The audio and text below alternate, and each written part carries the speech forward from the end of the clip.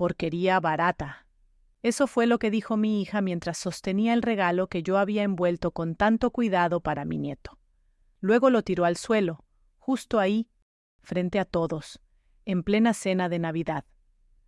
El silencio que siguió fue tan pesado que hasta el árbol pareció dejar de brillar. Yo no dije nada.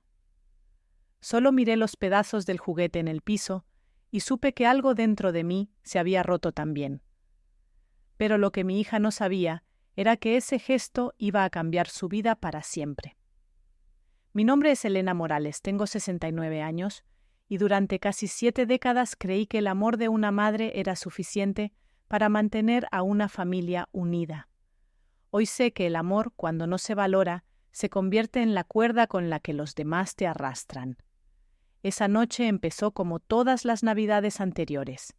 El pavo en el horno, el aroma del romero, las luces titilando sobre la mesa de cristal.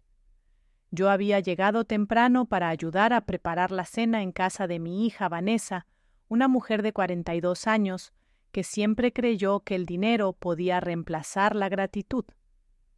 Desde que murió mi esposo, Arturo, hace 10 años, ella se convirtió en mi única familia, o al menos eso pensaba. Mientras acomodaba los cubiertos, escuché su voz detrás de mí. «Mamá, ¿ya trajiste el regalo para Leo?» «Sí, hija, está en la bolsa roja, junto al árbol». Ella levantó una ceja, impaciente. «Espero que no sea como el del año pasado». «No te preocupes», respondí sonriendo. «Creo que le gustará». El regalo era un tren de madera artesanal, hecho por un carpintero de Valle de Bravo.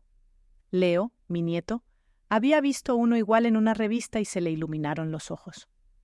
No era caro, pero estaba hecho con amor, con historia, con manos humanas. Yo creí que eso aún tenía valor. Qué ingenua fui. Cuando llegó la hora de abrir los regalos, todos se reunieron alrededor del árbol.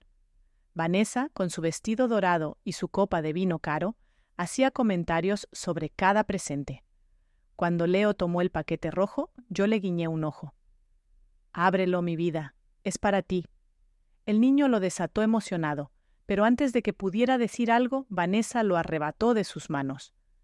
Lo miró de arriba a abajo, frunció el ceño y soltó su veneno. «¿Un tren de madera? ¿En serio, mamá?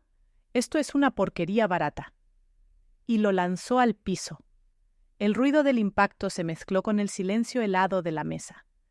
Yo sentí cómo el calor me subía al rostro, pero no dije nada. Leo miró el suelo confundido. Mi yerno fingía no haber visto nada, y Vanessa simplemente siguió riendo, brindando con sus amigas como si nada hubiera pasado.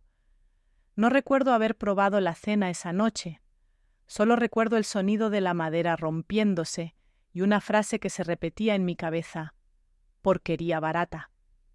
Después de tantos años trabajando, sacrificando mis propios sueños para que mi hija tuviera una educación, una casa, un futuro, ahora ella me trataba como si yo fuera la vergüenza de su mesa. Si supiera que cada uno de sus lujos, la casa donde vivía, el carro que manejaba, el colegio de su hijo, existía porque yo lo había pagado todo desde el principio, porque el dinero de su padre, las inversiones, los ahorros, todo estaba a mi nombre. Pero esa noche no quise hablar. No era el momento. A veces el silencio es la forma más elegante de prometer una lección. Me levanté de la mesa con calma. Besé a mi nieto en la frente y le susurré: «Tranquilo, mi amor. Las cosas buenas nunca se rompen del todo». Luego tomé mi bolso, me abrí paso entre los murmullos y salí sin mirar atrás. Afuera el aire era frío y el cielo una mancha de estrellas. Encendí mi coche y conduje en silencio, con las manos temblando sobre el volante. No de rabia, sino de una claridad que no sentía desde hacía años. Sabía exactamente lo que iba a hacer, y cuando terminara, Vanessa iba a entender que el verdadero lujo no se compra, se hereda en valores. Cuando llegué a casa esa noche, aún podía oler el perfume caro de mi hija en mi abrigo. Ese olor mezclado con el humo del pavo y el barniz del tren roto me revolvía el estómago. Dejé las llaves sobre la mesa y me senté frente al retrato de mi esposo, Arturo. Él me miraba desde la foto con la misma serenidad de siempre, esa que me mantenía firme incluso en los peores años. ¿Escuchaste lo que dijo nuestra hija?, murmuré. Porquería barata. Eso fue lo que salió de su boca. El silencio de la casa me respondió como una sentencia. Arturo había pasado su vida construyendo no solo una empresa, sino también una reputación. Fue mecánico por vocación, pero ingeniero de corazón. Él restauraba autos antiguos, uno a la vez, con un cuidado casi artesanal. Cuando falleció hace 10 años, me dejó no solo su taller, sino una pequeña fortuna que habíamos invertido con prudencia. Yo, que nunca supe de números, aprendí a manejar todo sola. Administré, pagué impuestos, invertí, crecí. Y cuando Vanessa, recién casada, se quejaba de que no podían comprar una casa, fui yo quien pagó el anticipo. Cuando su esposo perdió el empleo, fui yo quien mantuvo a la familia por 2 años. Cuando Leo nació, fui yo quien cubrió los gastos del hospital, las vacunas, la nana. Todo eso lo hice sin reproche, porque era mi hija. Pero esa noche de Navidad me dejó claro que mi generosidad se había convertido en su costumbre. Ella no veía amor, veía obligación, no veía sacrificio, veía servidumbre. Mientras el reloj marcaba las 3 de la mañana, abrí la caja fuerte del despacho.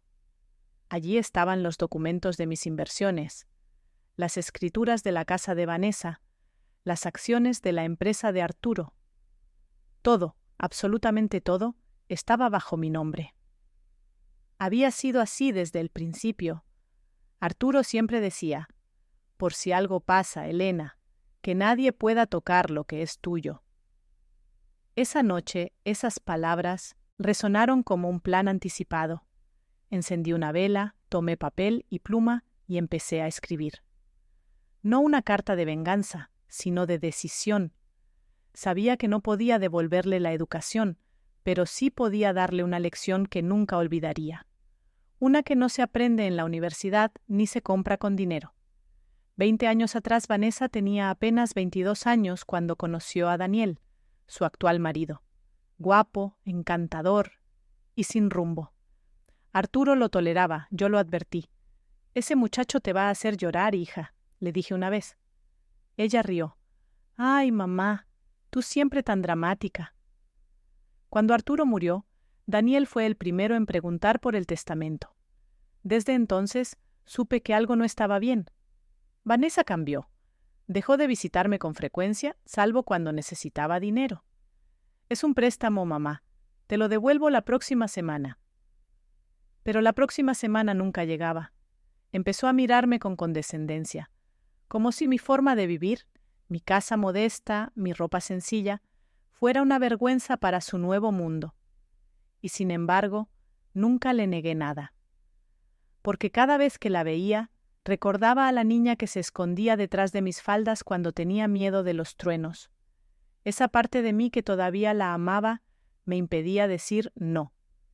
Hasta esa noche. A la mañana siguiente, cuando el sol apenas se filtraba por las cortinas, hice 3 llamadas. Primero, al contador de la familia, el señor Ramírez. «Necesito transferir la titularidad de algunas propiedades, pero no quiero que nadie sepa aún». «Por supuesto, doña Elena. ¿A nombre de quién?» «Del fondo educativo que abrimos para Leo. Quiero asegurarme de que él, y solo él, sea el beneficiario». «¿Y su hija?» «Ella ya recibió demasiado». La segunda llamada fue al banco. Congelé las tarjetas adicionales asociadas a mi cuenta principal, y la tercera fue a mi abogado, el mismo que había manejado el patrimonio de Arturo. «Voy a actualizar mi testamento», le dije. «¿Desea excluir a su hija?» «No, abogado. Quiero que lo merezca primero». Luego de colgar, respiré hondo.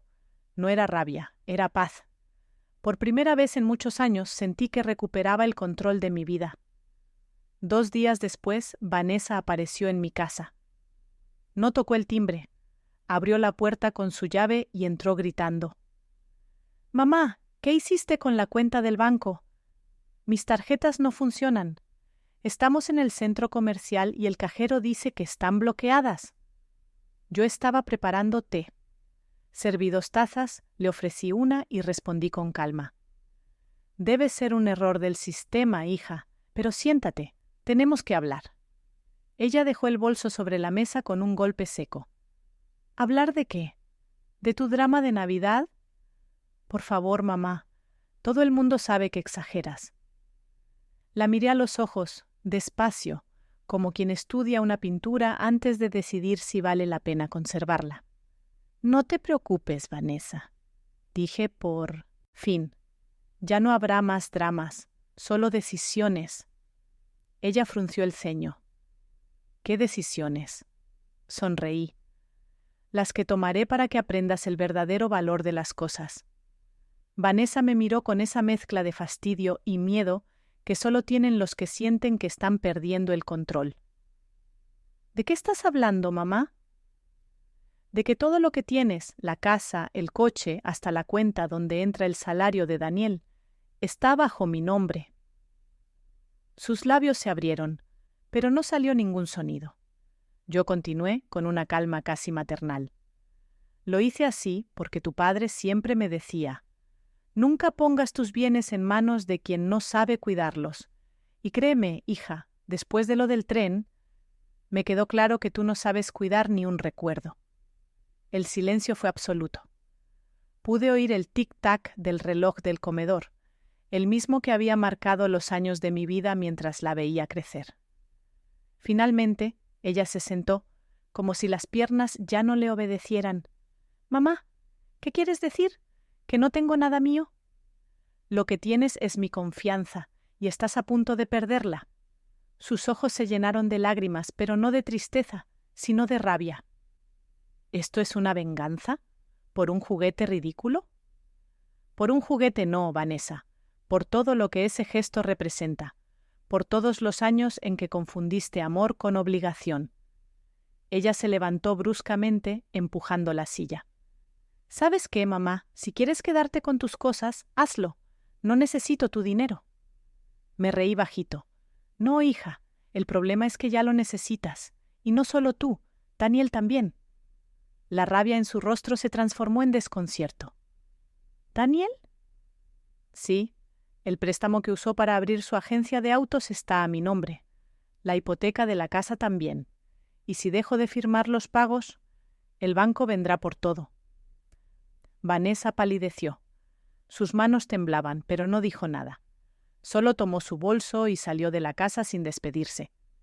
La oí encender el motor de su BMW, ese mismo coche que yo había comprado, y alejarse a toda velocidad. Esa noche dormí profundamente, no por placer, sino por alivio. A veces una madre tiene que destruir para enseñar, y yo apenas estaba empezando. Durante los días siguientes me dediqué a revisar los papeles del despacho de Arturo. Entre ellos encontré algo que había olvidado: una carpeta azul con el título Proyecto Fundación Morales. Era un plan que habíamos soñado juntos, una pequeña organización para ayudar a mujeres mayores abandonadas por sus familias. Arturo había dejado dinero destinado a eso, pero tras su muerte, el proyecto quedó en pausa. Esa carpeta me dio una idea. Llamé al contador otra vez. Quiero reactivar el fondo de la fundación y necesito un depósito grande esta semana. ¿De cuánto estamos hablando, doña Elena? De todo lo que iba para Vanessa.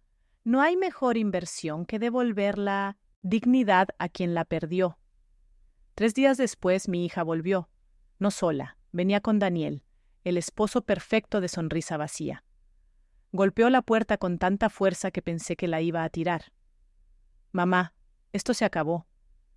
Daniel habló con su abogado. Tú no puedes quitarnos nada, ¿oíste?» Daniel, detrás de ella, intentaba mantener una expresión tranquila, pero su voz lo traicionaba. «Doña Elena, con todo respeto, esto es un malentendido. Si hay algún problema con las cuentas, podemos resolverlo». Lo miré con esa dulzura que siempre desconcertaba a los arrogantes. «No hay ningún malentendido, Daniel. Todo lo que tienen fue un regalo, y los regalos se pueden retirar». Vanessa apretó los puños. No lo puedes hacer. Somos tu familia. Una familia que me llamó vieja tacaña, que arrojó mi regalo al suelo y me humilló frente a mi nieto. Si eso es familia, prefiero estar sola. La vi abrir la boca para responder, pero me adelanté. Ah, por cierto, ya hablé con el concesionario. El BMW está a mi nombre también. Lo recogerán hoy. El silencio se volvió un muro. Daniel se llevó la mano a la cabeza. ¡Maldición! Vanessa se hundió en el sofá, sin fuerza. Yo respiré hondo y tomé mi taza de té. Vanessa, no lo hago por odio. Lo hago porque un día vas a mirar atrás y entenderás que el dinero que despreciabas era lo de menos. Lo que tiraste al suelo aquella noche no fue un tren. Fue el respeto que una hija debe a su madre. Me miró sin responder. Sus ojos, que siempre habían sido duros, estaban vidriosos. Pero no dije más. El silencio, otra vez, era mi mejor aliada. Esa misma tarde, el chofer del concesionario vino por el BMW. Lo vi partir por la ventana, con la misma serenidad con la que veía irse una etapa de mi vida. Luego tomé el teléfono y marqué al director del Recanto Iris, la fundación que acababa de registrar oficialmente. Quiero hacer mi primera visita mañana. Llevaré algunos donativos personales. Al otro lado, el hombre sonó sorprendido. Será un honor recibirla, señora Morales, colgué. Y mientras el sol caía detrás de los tejados, comprendí que a veces la justicia no llega en tribunales ni en gritos. Llega en silencio, con una sonrisa y un papel notariado. Pasaron 3 días de silencio. Ni una llamada, ni un mensaje. Solo la paz extraña de una casa sin sobresaltos, sin exigencias, sin «mamá, necesito esto» o «mamá, préstame aquello». Era como si, por primera vez en años, pudiera escuchar mi propia respiración. El teléfono sonó un jueves al mediodía. En la pantalla, el nombre de Vanessa. Respondí con calma. ¿Sí, hija? «Mamá, tenemos que hablar». Su voz ya no sonaba altiva. Había cansancio, un temblor que me recordó a la niña que una vez me pidió que no la dejara sola la primera noche de escuela. «Claro, estoy en casa». 1 hora después la vi llegar. El maquillaje no ocultaba las ojeras. Su cabello, siempre impecable, estaba recogido sin cuidado. Traía en las manos una carpeta. «Mamá, no podemos seguir así. Daniel y yo estamos al borde del colapso. El banco nos llamó. Dicen que si no regularizamos la hipoteca, perderemos la casa». Asentí despacio. «Lo sé. Me llamaron a mí también. Por eso vine a traer los documentos que pedían». Su mirada se iluminó por un segundo. «¿De verdad vas a ayudarnos?» «Sí, pero antes quiero que leas algo». Le entregué una carta. Era una copia de la que había dejado en mi escritorio el día que decidí cambiar todo. Ella empezó a leer, pero pronto su voz se quebró. «A mi hija Vanessa. No quiero que esta distancia sea un castigo, sino una oportunidad. Cuando aprendí a vivir sin ayuda, entendí el valor del esfuerzo. Tú también puedes hacerlo. Cuando entiendas que el amor no se mide en regalos caros, sino en respeto, las puertas volverán a abrirse. Con cariño, mamá». Sus ojos se llenaron de lágrimas.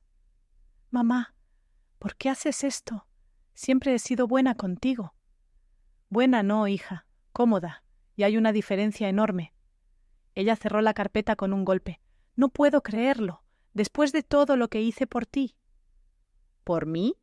¿Como aquella Navidad en la que me llamaste anticuada porque no llevé vino importado? ¿O cuando dijiste frente a tus amigas que yo era una carga?» Vanessa bajó la cabeza.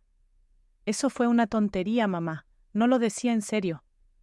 «Pero lo dijiste, y las palabras, hija, dejan marcas más profundas que los golpes». El silencio volvió a llenar la sala. Yo la miré largo rato. «Vanessa, no vine a humillarte. Vine a darte una opción. Si quieres recuperar la casa, el coche, la cuenta, tendrás que trabajar conmigo».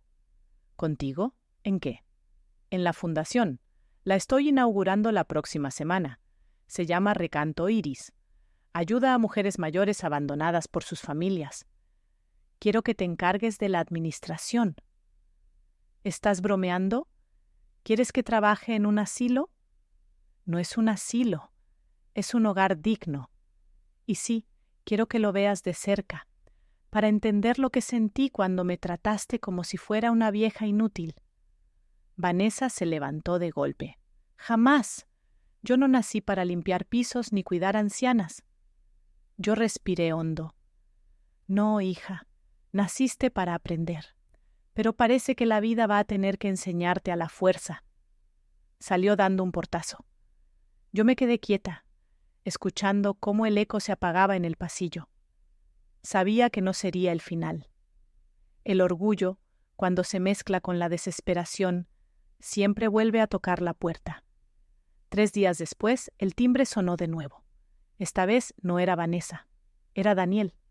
Llevaba el rostro pálido y los ojos rojos.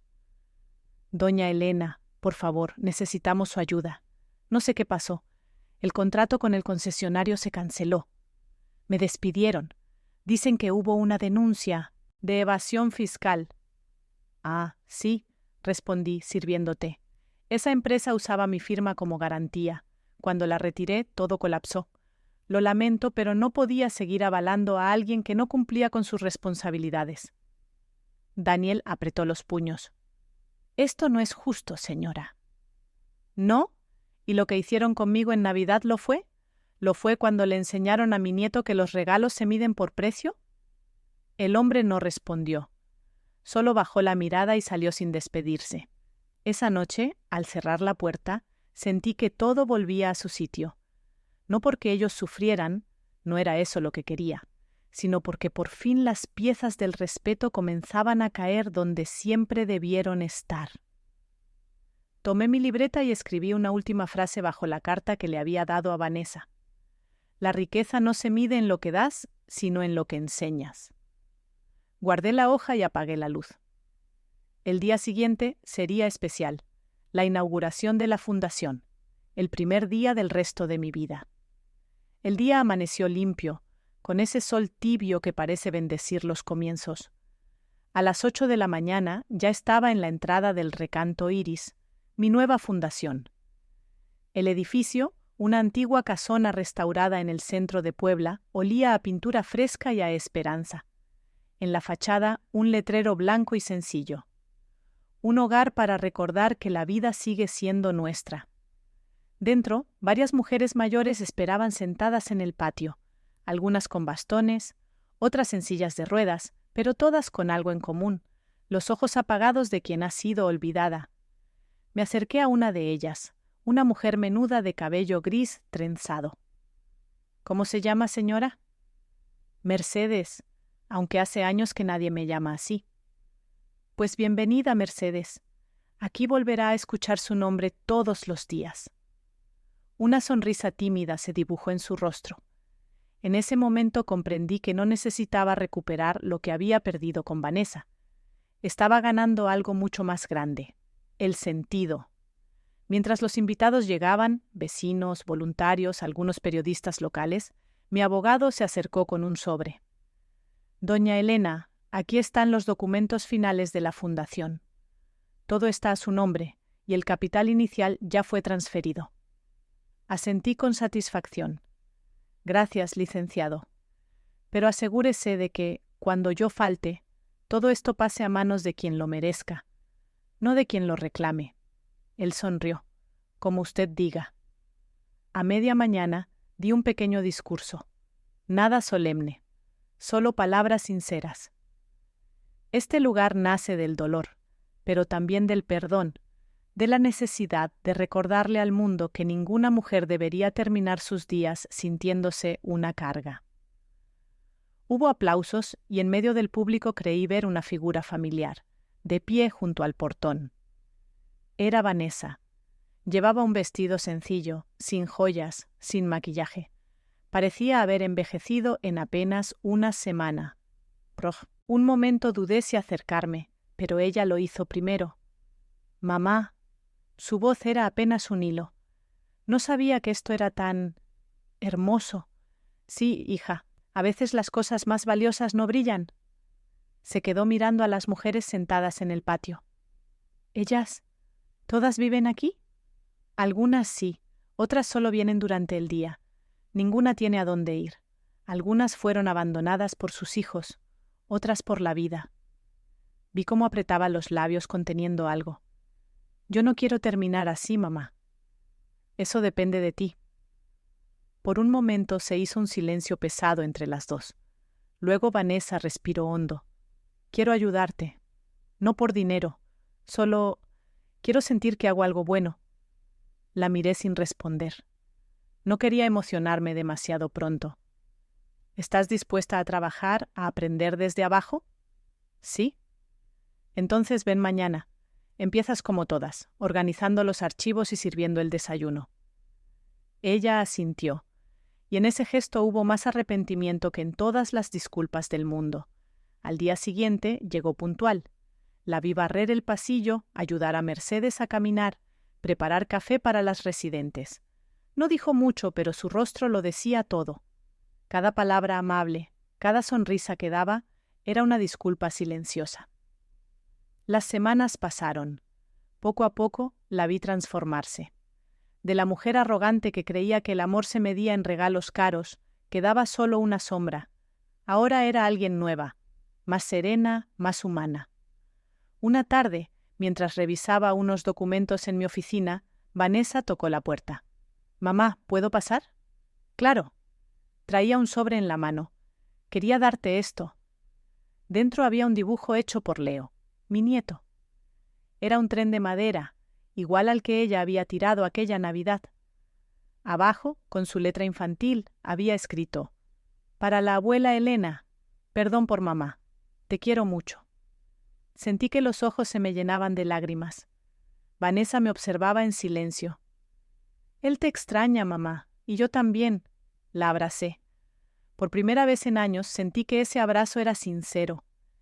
Esa noche, mientras cerraba las puertas del recanto, miré el cielo y pensé en Arturo. «Lo logramos, viejo», susurré. «Le enseñamos que el amor no se compra, se siembra». Me senté en una banca del jardín y observé las luces encenderse una a una. El viento movía suavemente las hojas del árbol central, y el sonido se mezclaba con las risas de las mujeres adentro. Era la música más hermosa que había escuchado en mucho tiempo. Porque a veces la justicia no llega con castigos ni con juicios. Llega en forma de redención, de segundas oportunidades, de silencios que se convierten en perdón. Los meses siguientes fueron los más extraños, y también los más hermosos de mi vida. Cada mañana llegaba al recanto Iris y encontraba a mi hija ya allí, con el cabello recogido, un delantal sencillo y una sonrisa cansada, pero real. Era otra persona. Las residentes la adoraban. «Esa muchacha nueva tiene manos suaves y corazón firme», decía Mercedes. Y yo, desde mi oficina, la observaba a veces sin que me viera. Había en ella algo que no conocía, una quietud nueva, una ternura que había estado dormida bajo capas de soberbia. Una tarde, mientras repartía tazas de té, una voluntaria joven le preguntó: «Tú eres hija de la fundadora, ¿verdad?» Vanessa sonrió. «Sí. Debe ser lindo que tu mamá te deje trabajar aquí». Ella bajó la mirada. «No me dejó. Me lo gané». Aquella frase se me quedó clavada en el alma, porque por primera vez Vanessa hablaba con verdad. Ya no buscaba aprobación, buscaba propósito.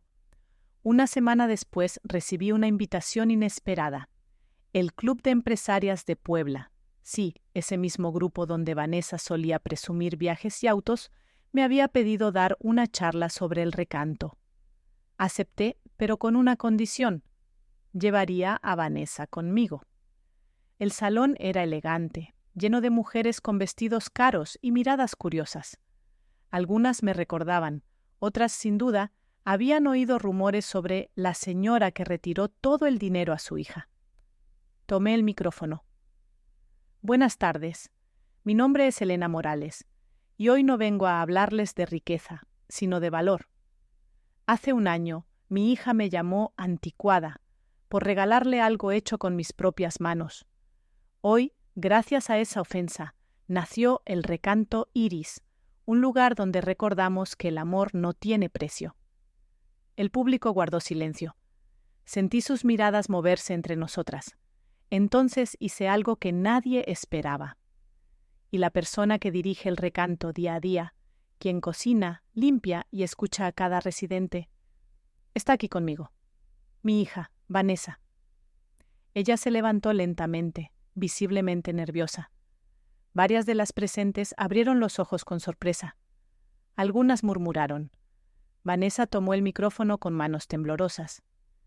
Durante años creí que mi madre exageraba, que su forma de amar era anticuada. Pero un día entendí que no hay lujo que compense el vacío de no saber agradecer. Ella no me castigó. Me dio la oportunidad de aprender lo que es la dignidad. El aplauso fue largo y sincero. Vi lágrimas en rostros donde antes solo había arrogancia. Por primera vez, madre e hija estábamos de pie una al lado de la otra, no enfrentadas, sino unidas. Al salir del evento, Vanessa me tomó del brazo. Mamá, quiero proponerte algo. He estado haciendo cuentas, y creo que el recanto podría sostenerse sin tus aportes personales si creamos una pequeña tienda con los tejidos y bordados de las residentes. Lo llamaríamos Manos con Historia. Sonreí. Me encanta.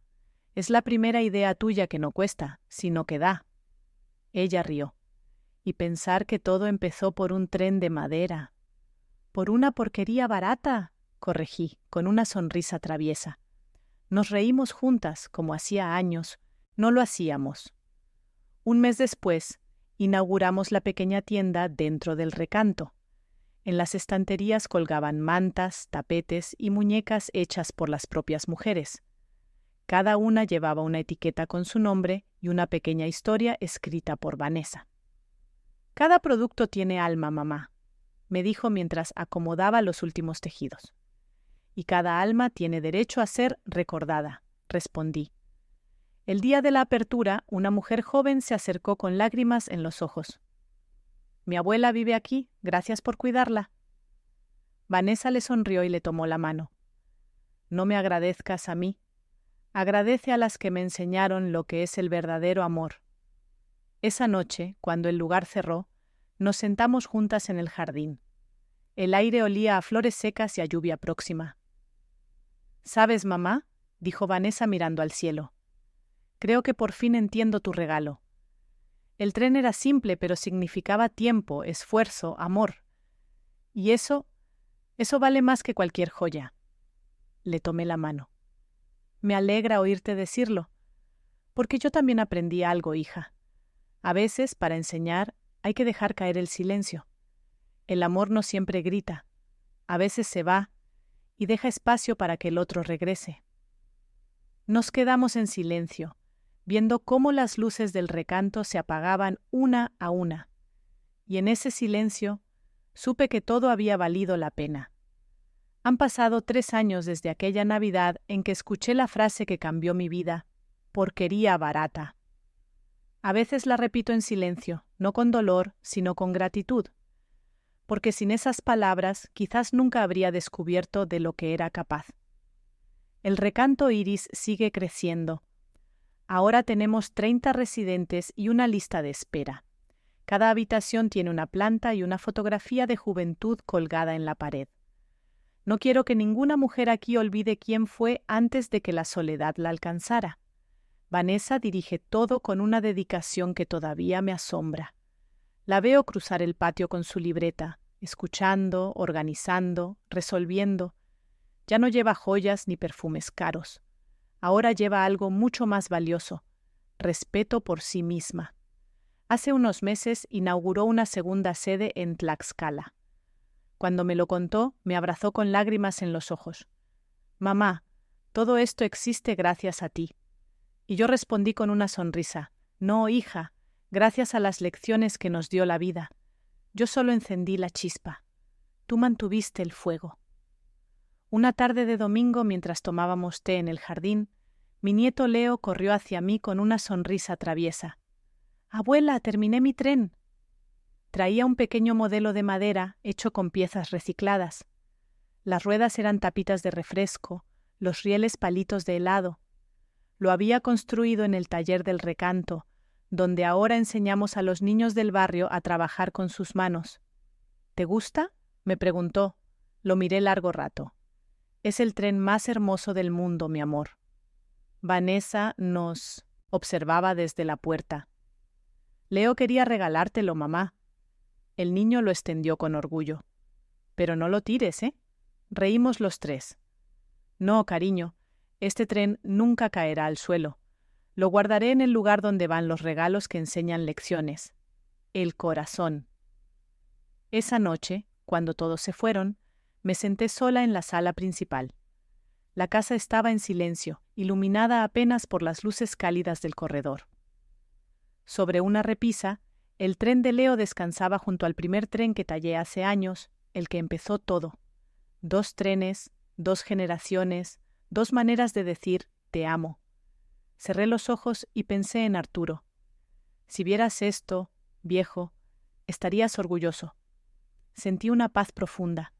No era la paz de quien vence, sino la de quien entiende. A veces, la vida te rompe solo para reconstruirte en una versión más sabia.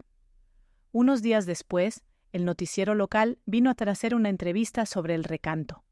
Me senté frente a la cámara, con el cabello recogido y mi blusa favorita. El periodista me preguntó: «Doña Elena, ¿qué mensaje le daría a quienes sienten que sus familias los han olvidado?». Sonreí despacio y respondí: «Que no todo lo que se pierde es una desgracia. A veces perderlo todo es la única forma de encontrarse. Y que nunca olviden esto: el respeto no se exige, se inspira». El periodista asintió en silencio. Cuando las luces se apagaron, me quedé mirando a las mujeres del fondo, riendo, tejiendo, viviendo, y supe que mi historia había llegado a donde debía, al corazón de quienes todavía creen que la vejez es un final, cuando en realidad puede ser el comienzo más sabio de todos. Esa misma noche, antes de dormir, recibí un mensaje de Vanessa. «Mamá, gracias por no rendirte conmigo. Gracias por haberme dejado caer sin soltarme del todo. Te amo». Miré la pantalla durante un buen rato. Luego apagué el teléfono y miré por la ventana. El tren de madera seguía allí, iluminado por la luz de la luna. Sonreí, porque entendí al fin que mi venganza nunca fue quitarles nada. Mi venganza fue enseñarles lo que realmente vale. Y eso, queridos, nadie puede destruirlo. Han pasado 3 años desde aquella Navidad en que escuché las palabras que partieron mi corazón en 2. Porquería barata. ¿Quién diría que esas 2 palabras, tan llenas de desprecio, serían el principio del capítulo más importante de mi vida? A veces, mientras riego las plantas del jardín del Recanto Iris, las repito en voz baja. No con rencor, sino con gratitud, porque si mi hija no me hubiera humillado aquel día, quizá nunca habría descubierto de lo que una mujer es capaz cuando deja de llorar y empieza a construir. El Recanto creció más de lo que imaginé. Ahora somos más de 30 mujeres viviendo aquí, compartiendo historias, dolores, risas y tardes de café. El patio se llena de flores todo el año. Cada habitación lleva el nombre de una mujer que algún día creyó que su historia había terminado. Pero aquí, todas aprendieron lo mismo: que la vida no termina mientras haya alguien dispuesto a volver a empezar. Vanessa sigue dirigiendo la fundación. Cuando la veo caminar por los pasillos, saludando a cada residente por su nombre, siento que por fin encontró su propósito. Ya no es la mujer que medía el amor por el precio de un regalo. Ahora entiende que las cosas más valiosas no se compran, se hacen con las manos y el corazón. Hace poco me pidió permiso para abrir una nueva sede en Tlaxcala. Acepté sin dudar. «Es tu turno de enseñar, hija, pero nunca olvides que enseñar también es escuchar». Ella sonrió y me abrazó fuerte, ese abrazo que durante años no existió. «Gracias, mamá, por haberme dejado caer, pero sin soltarme del todo». Una tarde de domingo, el viento trajo olor a pan recién horneado desde la cocina. Yo estaba sentada en el jardín, disfrutando del sol, cuando Leo, mi nieto, corrió hacia mí con las manos cubiertas de pintura. «Abuela, mira lo que hice». Traía un tren de madera. No era perfecto, pero tenía algo mágico. Las ruedas eran tapitas de refresco, y los rieles estaban hechos con palitos de helado. Lo construí en el taller con mi mamá. Dice que los trenes son para avanzar, no para quedarse en el mismo lugar. Me quedé mirándolo con un nudo en la garganta. ¿Y este tren hacia dónde viaja, mi amor? Donde tú quieras, abuela, sonreí. Entonces irá donde nunca más nos falte amor. Vanessa se acercó despacio, secándose las manos con un trapo. Leo insistió en regalártelo. Dice que este sí lo vas a guardar. Claro que sí, respondí, abrazándolo. Este tren no terminará en el suelo. Vivirá en mi corazón, junto al primero, aquel que me enseñó que hasta el dolor puede transformarse en camino. Esa noche, cuando el silencio llenó la casa, caminé sola por los pasillos del recanto. Las luces estaban bajas, y el sonido de las risas lejanas se mezclaba con el canto de los grillos. Sobre una repisa, el viejo tren de madera, aquel que Vanessa había despreciado, descansaba junto al nuevo, el de Leo. 2 trenes, 2 épocas, 2 maneras de amar. Pasado y futuro en una misma línea de madera. Me senté en mi sillón favorito, el de respaldo alto, frente a la ventana. El aire entraba suave, trayendo el olor del jazmín. Pensé en Arturo, mi esposo, y sentí que estaba allí, conmigo. «Lo logramos, viejo», susurré. «Le enseñamos a nuestra hija que la riqueza más grande no está en lo que se hereda, sino en lo que se aprende». Semanas después, el noticiero local vino a grabar una entrevista sobre el recanto. La periodista, una muchacha joven y curiosa, me preguntó: «Doña Elena, ¿qué mensaje le daría a las personas mayores que sienten que sus familias las han olvidado?» Tomé aire antes de responder. «Mira, hija, no todo lo que se pierde es una tragedia. A veces perderlo todo es la única forma de encontrarse. Cuando tus propios hijos te dan la espalda, la vida te da un espejo, y ahí ves lo que realmente eres. Yo descubrí que todavía tenía fuerza, dignidad y propósito, y eso nadie me lo puede quitar». Ella me miró con los ojos brillantes. «¿Y a los hijos? ¿Qué les diría?» Que recuerden que una madre no siempre está para servirles, sino para enseñarles.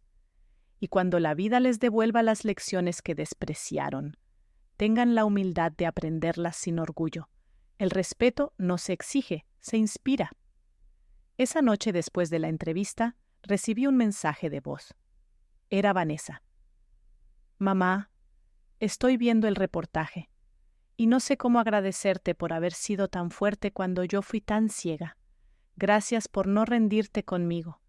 Gracias por haberme dado la lección más grande, la de amar sin humillar». Cerré los ojos y escuché su voz hasta el final. Luego miré por la ventana. La luna caía sobre el jardín y se reflejaba en los 2 trenes de madera. El primero, símbolo del desprecio. El segundo, símbolo del perdón.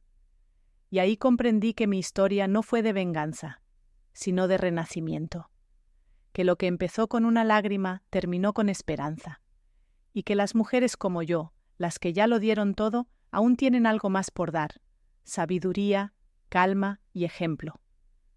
Me acomodé en el sillón, respiré hondo y susurré: «Gracias, vida, porque me quitaste lo que no servía, para devolverme lo que nunca debí perder, mi valor».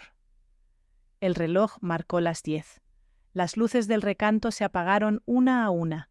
El silencio volvió, sereno, lleno de paz, y en ese silencio entendí que, aunque el tiempo me lleve, mi historia seguirá rodando, como un tren de madera que nunca dejará de avanzar.